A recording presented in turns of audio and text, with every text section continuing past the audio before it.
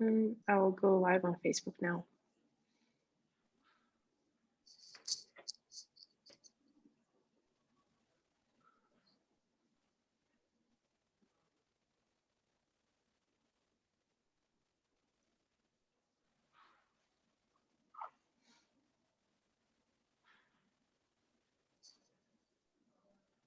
So we're live. That's great. It's my first time live on Facebook. It's cool. Oh.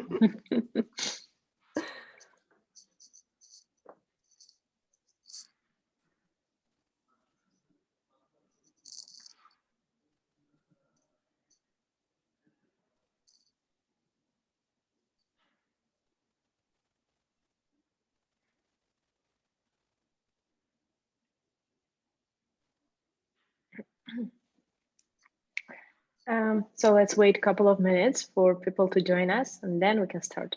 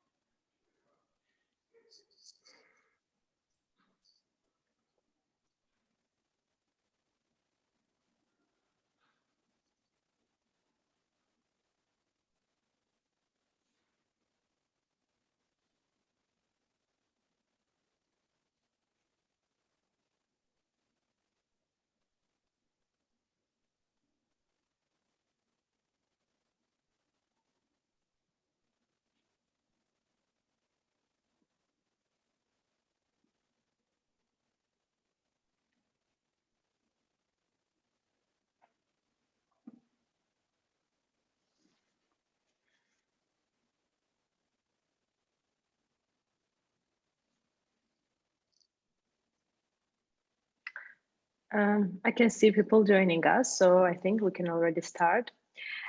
So thank you very much for those who joined us already. Let me remind you what our ScaleUp webinars are about. ScaleUp webinars are organized by BANA to educate Armenian ecosystem startups about practical issues that startup can encounter, and those webinars are provided by local and international experts. Today, our guest is Julia Holze, business strategist, the co-founder of Cosmogold. Thank you, Julia, for joining us today. I would ask you to introduce yourself, and then we will proceed with the presentation. Okay, I will start sharing my screen because I have a lot to tell about me. Thank you, Lilith.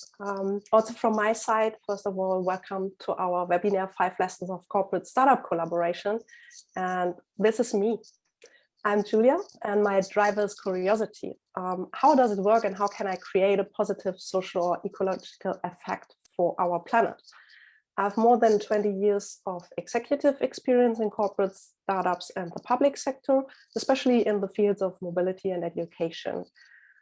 2 years ago, I decided to quit my position as head of international product marketing to start my own business as strategy consultant for innovation topics. And as you already said, Lilith, it's a Cosmic Gold is the name of the company. And together with my business partner, I'm developing economically sustainable digital strategies and business models for impact-oriented future products. And the 5 lessons I'm talking about today did I learn when I was responsible for setting up and implementing the Innovation Hub and Project Lab at Siemens Mobility, as well as program manager and coach at several entrepreneurship programs, for example, for Volkswagen, Siemens Infrastructure, or Vinci. And as founder of the Innovation Leaders Initiative, Feed Your Rebel, and the Women in Mobility Berlin Network. So I have seen both sides, the corporate side and also the startup side. And I really hope that I can help you to get some insights what the main problems are when both sides are talking together. Before we start, I have to give you two definitions so that you can understand my following remarks correctly. The first one is on entrepreneurship. For me, it is a combination of a mindset and an attitude, which means a kind of mentality. And this mentality is the reason why successful entrepreneurs are able to see market opportunities, capture them profitably with a calculated risk. And entrepreneurs show me two things. On the one hand, creative confidence, which means the belief in your very own personal creative capacity. And furthermore, the ability to change the perspective, which means the belief in a collective creative space. And bringing both together is a way of experiencing the world that generates new approaches and solutions. For employees of a corporate, this is a really big paradigm shift, which has a tremendous impact on their failure culture, the work environment, and also on their network. So for the failure culture, safety is a paramount for corporate employees. In the startup world, you often say better done than perfect. For the work environment, mobile work and co-working spaces are very common to startups. In corporates, you have open plan offices or, depending on the hierarchy level, individual offices. And last but not least, the network, or better to say, the ecosystem. In a startup, you're very used to work in an ecosystem. In a corporate or in an enterprise, you have for each department a clear business mandate, and so you often have silo thinking. And I'm pretty sure that you get what I wanted to say to you when it's a paradigm shift. Having said this, I have to define the term innovation theater. Innovation is the introduction of something new. It can be a methodology, a device, a technology, a process, and so on. Theater is a play or presentation, something to entertain, mostly presented on a stage. And the combination of both is entertainment with new ideas, where the audience can be everybody. It can be investors, it can be corporates, it can be media, whomever you think of. Steve Blank, adjunct professor at Stanford, said it a little bit different. He says, as companies get bigger, they start to focus more on processes than on products, which also means they become more risk averse. These companies acknowledge that they need innovation, but innovation needs to be nice and controlled. What follows is that innovation is more a process than a product. And don't get me wrong, we need innovation processes like design thinking, but the important difference between these innovation processes and innovation theater is the ritual behind it. If innovation is getting the characteristics of being ritualistic, which means that it serves a different need than to create a real product, then it's innovation theater. Okay, now let us come to the first lesson. And this is called, don't be a show pony. Time is, for you as a startup, the most valuable asset you have. Being a show pony is not a good way to spend your time. You need this time to figure out how your business idea is going to work, and which means you have to pivot as hell. Yeah? I think you know that already. And sure, pitching to get funding also means that you have the chance to pivot more often to find your product market fit. But if everybody in the audience is more interested in getting pizza and beer because they are on an innovation break from their daily routine job than listening to your presentation, then it's innovation theater. So the question is how to avoid taking part in such pitching events and how to avoid to be a show pony. Start checking how many startups are presenting and how much time you have for your pitch. If it's less than 5 minutes, it doesn't make any sense.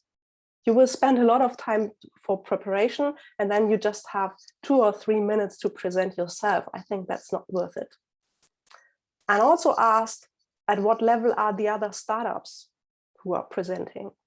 So when you are in the idea stage and the others are already in A, B, or C series, it's an unfair competition. Also ask for who will be part of the audience.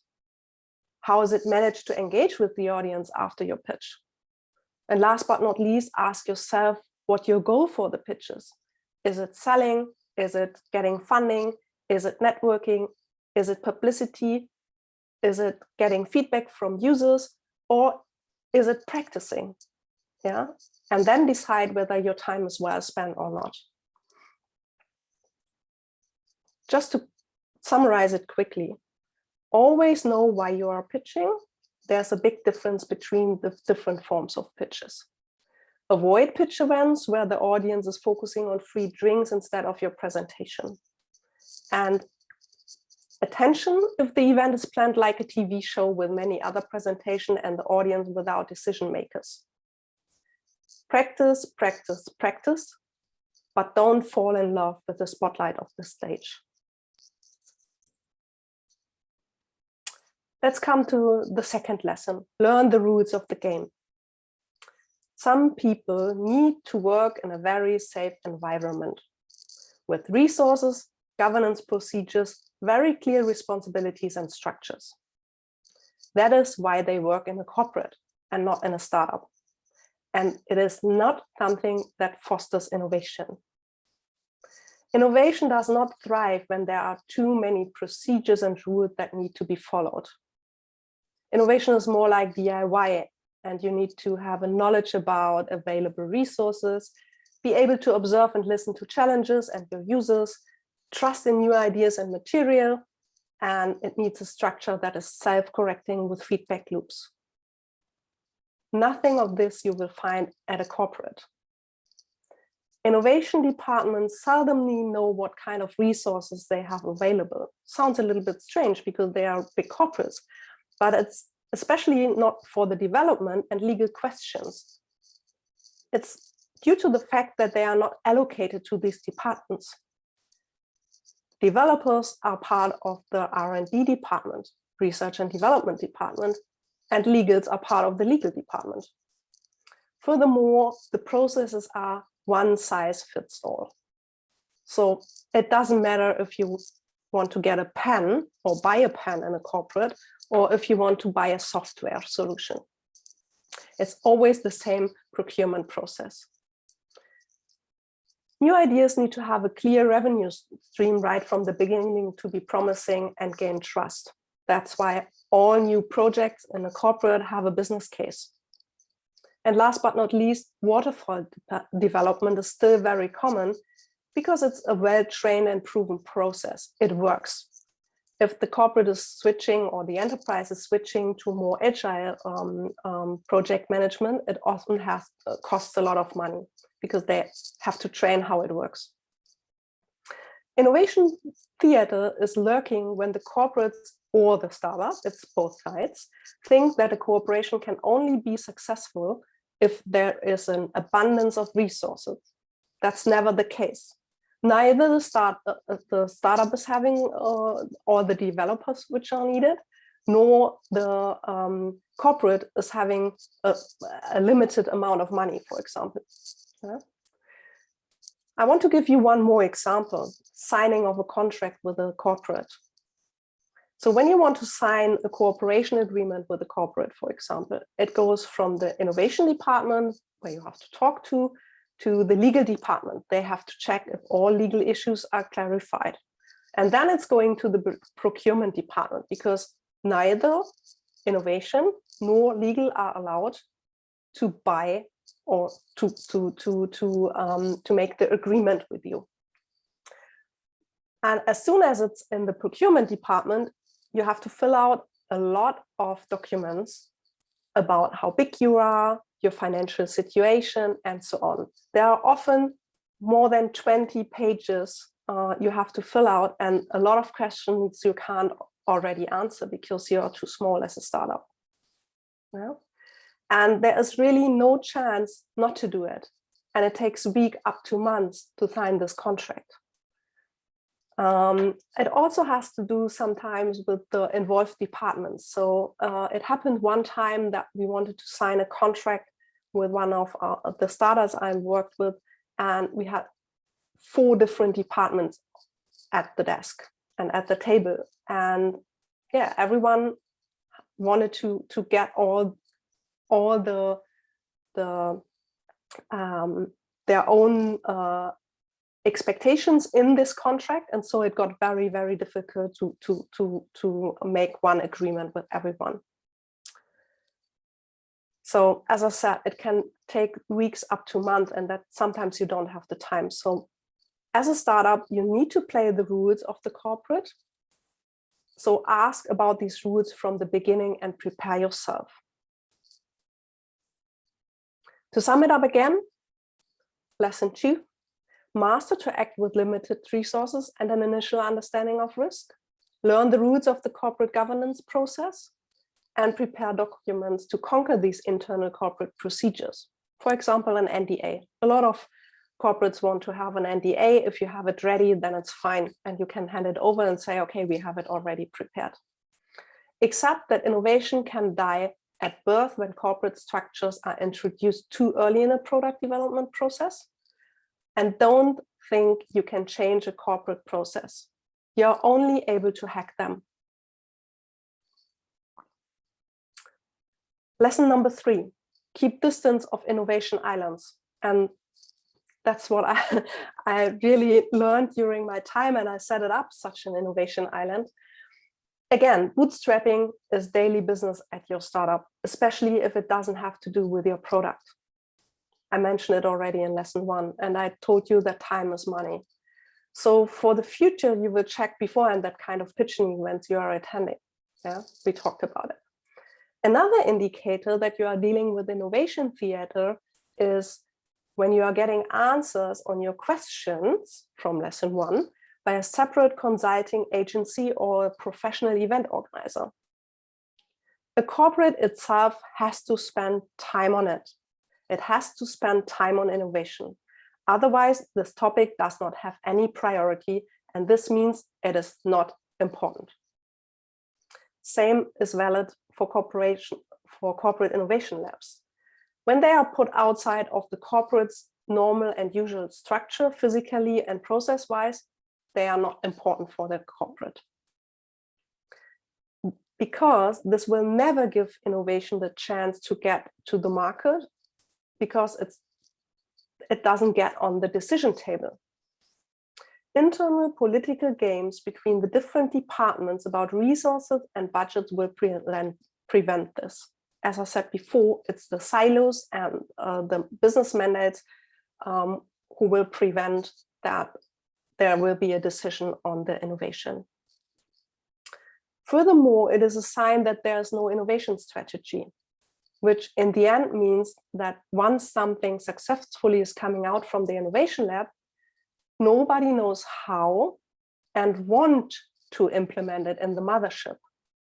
The reason is because the innovation lab, that are the cool, fancy guys of the corporate, and the others have to do the work.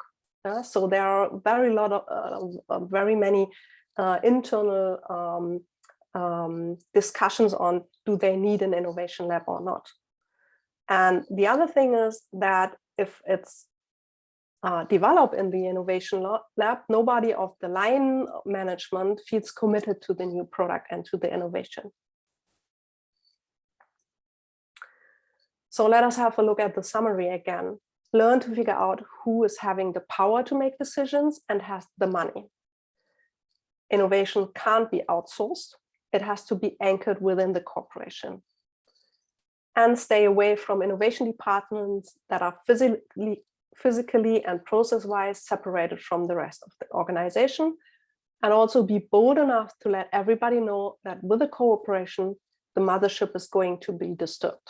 Everybody needs to be aware of this. Now we are coming to lesson number 4. Mistakes are for learning. There's no industry out there that loves mistakes, none. Because they cost money and there's a risk of losing your reputation. This is one of the biggest problems. If the internal culture of a corporate does not accept failures, then it is a contradiction to innovation, which is directly linked to taking risks. In addition to that, there is no predictable and steady revenue stream, as I said before already. Yes, you can generate revenue, but it is much less clear and predictable as corporates are used to from their long-lasting controlling experience. Usually it is, in comparison to the core business they have, a very small amount of money they make with an innovation.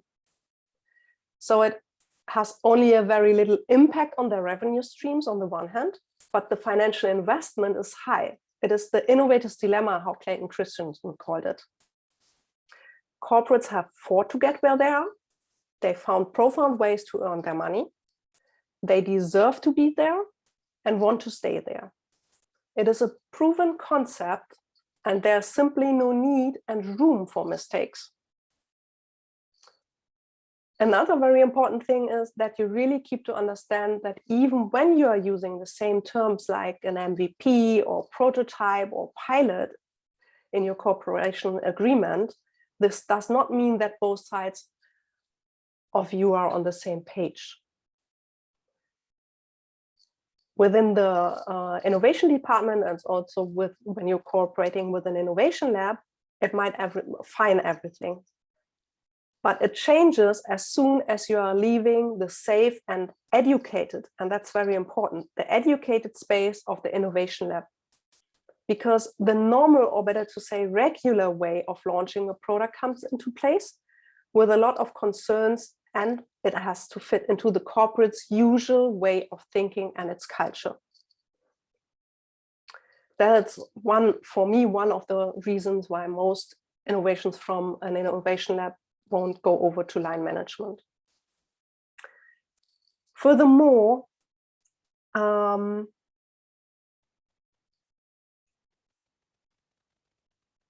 this also means that putting an MVP to the market for feedback or iteration is not what corporates want. The reason is that they are afraid of being blamed by their customers and also their competitors. So it's not always only the customer, it's also the competitors who are used to get proven well-working and high-quality products. So they don't want to read any bad news in business magazines, for example. So for their industry magazines. The concept of customer centricity is the same buzzword than MVP. You will very often hear from sales department that they know their customers. They know the procurement department, but not necessarily the user. So there's a big difference of, I know my customer. Last but not least, not allowing mistakes is even more important in highly regulated areas. And in my case, the mobility sector is highly regulated. So the entry barriers are closely linked to regulatory aspects, and the need to have processes to reduce the risk and with this mistakes is very clear. These processes make it even more complex and expensive for you as a startup, and I would recommend to implement them as late as possible. Otherwise, you are having procedures and structures like a corporate, but the budget and funding as a startup. The conclusion out of this is there is no innovation without risk, and ambiguity is part of our lives. Embrace that this means you will make mistakes, which can both destroy and create products and a cooperation. Be aware of buzzwords, understand what the theory truly mean, and don't let others misuse them. That's really, really important. Clarify in your cooperation agreement that you have the same understanding of these buzzwords. Get the truth from the market. A stone is not a diamond. Yeah? And if the market requires them, integrate governance processes, but keep them as light and laid as you can. We are now coming to the last one, to lesson number 5. Don't fall in love with technology. The problem with falling in love with technology is that you have found an answer and then start looking for a question. And we are all blinded by technology. Same happens to media, investors, and corporate partners. When you mention a specific trend technology like AI or crypto, everyone is listening. You can see it in their eyes. They stop eating, drinking beer, they listen to you. And this is a classical sign of innovation theater. But without a real problem, it is only technology. And your risk is that in a corporate startup cooperation, you spend time on building a solution, which on the one hand will anyway be built by your partner in corporate, maybe internally. And on the other hand, it does not fit to the market needs. Falling in love with technology can also mean that you are falling in love with your solution. And the result is that we make irrational decisions and do not listen to our users anymore. It is easier to find excuses why our tested MVP or prototype wasn't good enough, not finished designed, missing functionalities, or. It simply wasn't ready to test. A finished product would persuade the customers, right? Yeah. And as well as the CEO of the corporate, who has, by hierarchy and because of the ability to give promotions to employees, a more important opinion than others. This is why it is so important to constantly ask for the why, focusing on the problem, and not just how the technology. This means find a problem, then look for technology. Everybody can be blinded by the other way around, everybody.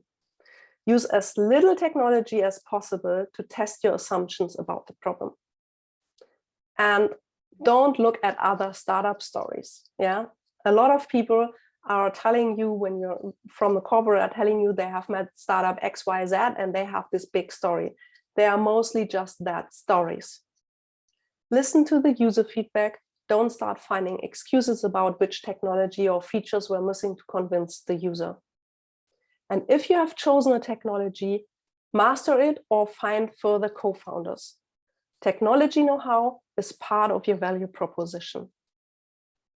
This is something the corporates usually don't have. So take it as part of your value proposition. These are my 5 most important lessons from heading a corporate innovation lab and various co-creation projects I took part with in the last years. Thank you for listening. And now I'm happy to answer your questions. Thank you very much, Julia, for your presentation. It was quite practical, interesting, and detailed. I'm sure our viewers are benefiting from it. So before we start with the questions that we have received earlier, let me just remind you and our viewers that they can drop their questions in the comments section, and we will get back to it in the end. So the first question that we have received earlier is that in which directions large enterprises prefer cooperating with startups?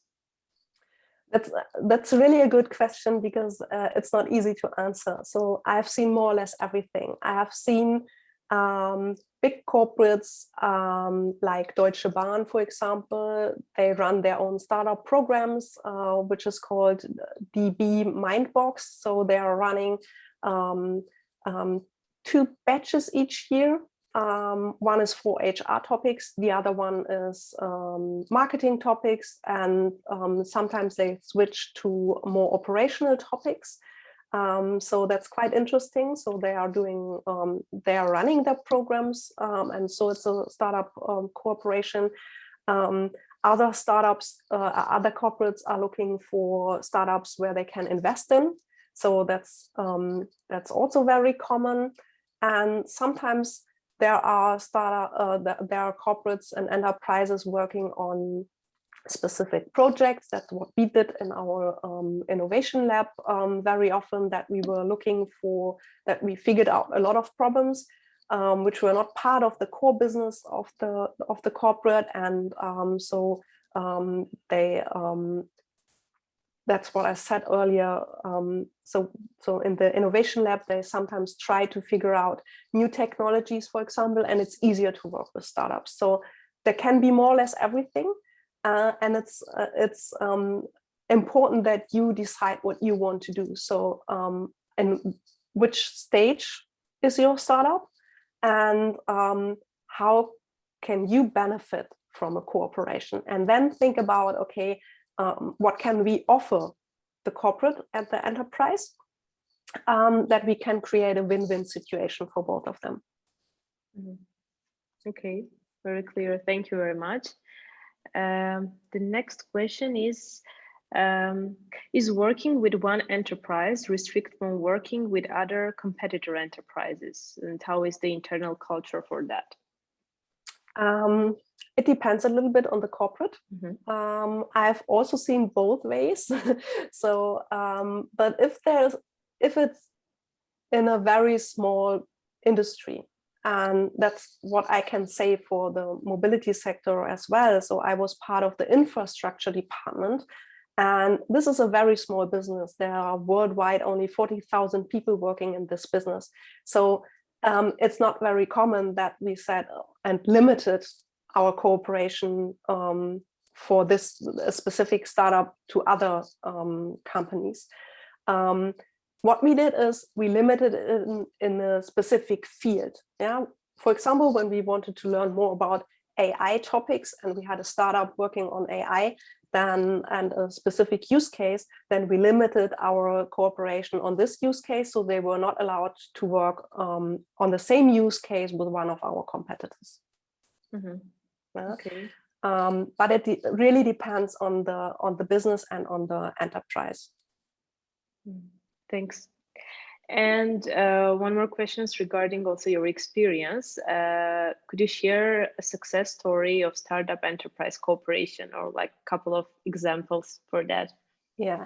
So I want to give you one example, which I only observed, but I think it's quite amazing.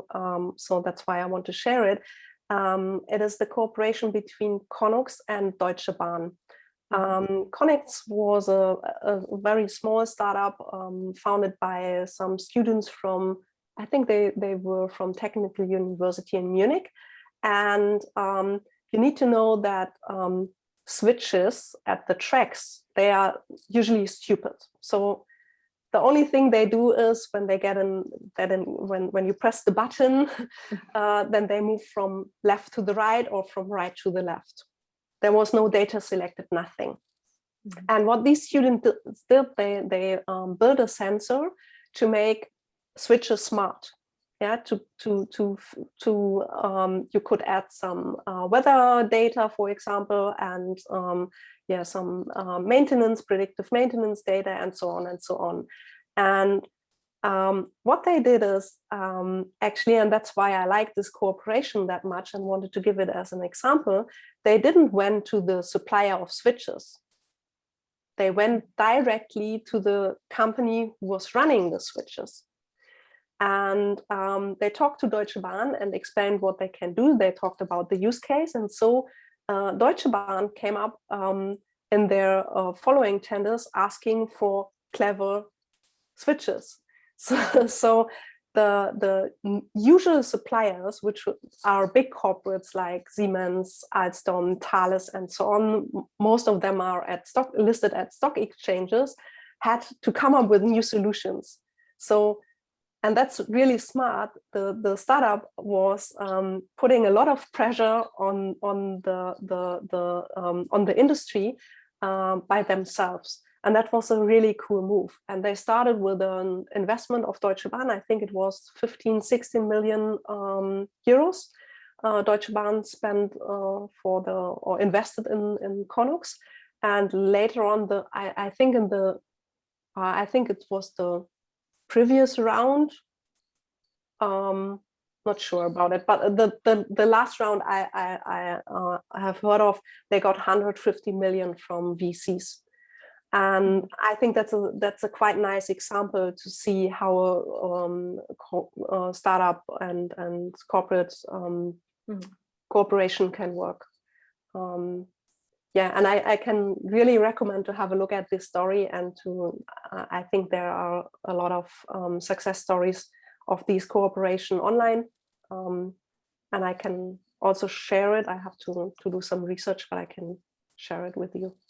I think our viewers will appreciate to get acquainted more in detail. Thank you very much.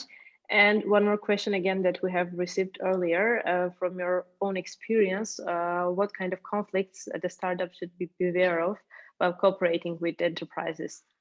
Conflicts and issues, as far as I understand.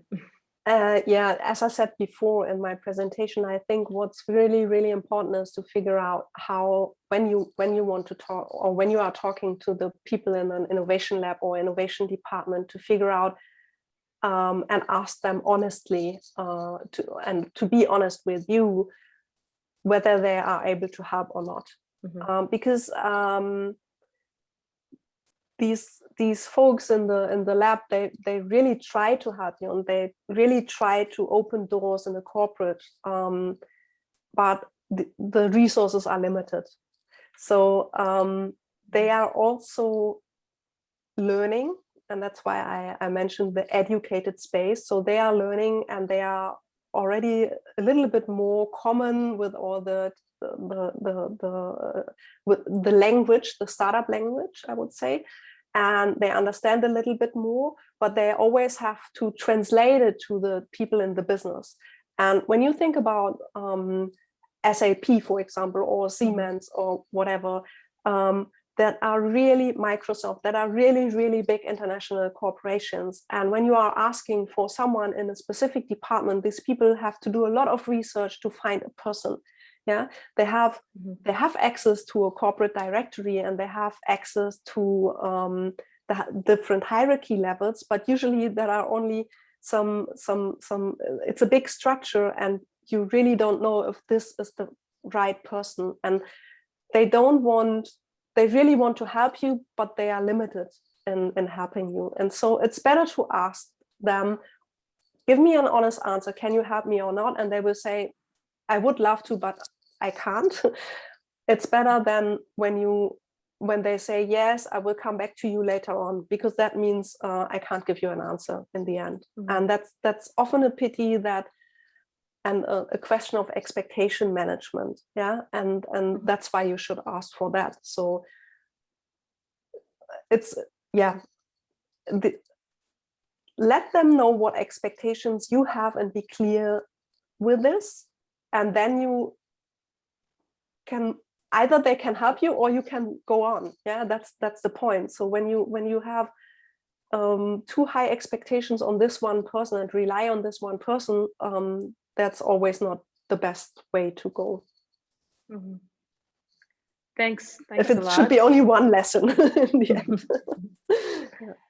Thank you very much. Actually, I can see more questions in the chat. Anyway, we still have time, and if our viewers want to add something, you are welcome. One more time, I would like to remind the startup founders and everyone interested that if they have some topics or interesting issues or challenges that they would like to discuss during our further episode, just let me know, reach us out, and we will discuss it during our next webinars. Julia, thank you very much for very interesting and detailed presentation and for answering all the questions thoroughly. Do you have any final comments on the topic? It's always a pleasure to talk to you, Lilith, and the whole Bahner team. So whenever there's a question maybe coming up and rising after this talk and overnight, then please forward it to me, and I'm happy to answer. Sure. That's not a problem at all. Thank you. Sure. So If anyone have some late questions that they will come up with later, just let us know. We will transfer it to Julia and she's happy to answer it. Perfect. Thanks again. Thanks for being with us. It was a pleasure talking to you, and bye-bye. Bye-bye.